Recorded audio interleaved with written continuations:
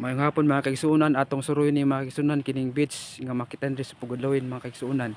No, nakapal gyud ang mga lamesa mga kaigsuonan, no, limpyo kaayo, neat kaayo mga kaigsuonan, no. Na anak kanina diri mga kaigsuonan, wala say entrance mga kaigsuonan. Nya limpyo pa gyud, 150 lang ang bawat lamesa mga kaigsuonan, bawat cottage nga maarkilhan, limpyo lang mga kaigsuonan. So naa lang siya sa ilawom sa ilawom sa kuan makigsunan, no, sa kanila na tundok ang kahoy makigsunan aroma niya limpyo pa gyud makigsunan, dili mo magmahay. Tan-awa makigsunan, no, limpyo siya, 150 lang ang bawat cottage, limpyo siya unya.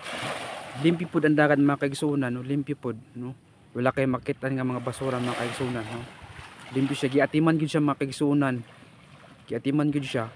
Bisan simple lang ang makaigsunan, bisan barato lang makaigsunan, pero limpyo siya makaigsunan, sulit gyud siya mga kaigsunan. Garo mga higala o anhin na mo diri sa Pugudlawin Beach Resort nga makitan sa Barangay Kalubihan, Banay Davao Oriental.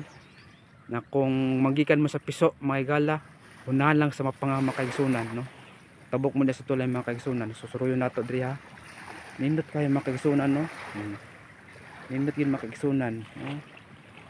So ilabi na, pwede daw mag-overnight dere, pero pag dala lang mo kuan ninyo sariling solar light, kay wala man sila light mga kaigsuonan.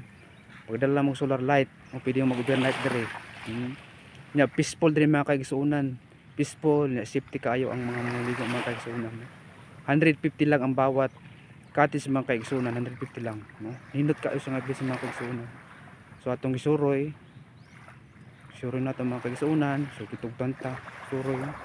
So nindot kaayo anina mo sa Pugudlawin Beach Resort mga kaigsuonan nga makitan sa Barangay Kalubihan, Banay Davao Oriental. 150 lang kini bawat cottage nga makuha na kaigsuonan, maarkilahan, no. Perting daghana makigsuonan, no, nya limpyo kayo makigsuonan, limpyo kayo. So mao lang to mga kaigsuonan. Daghang salamat, ug maayong hapon sa atong tanan. God bless.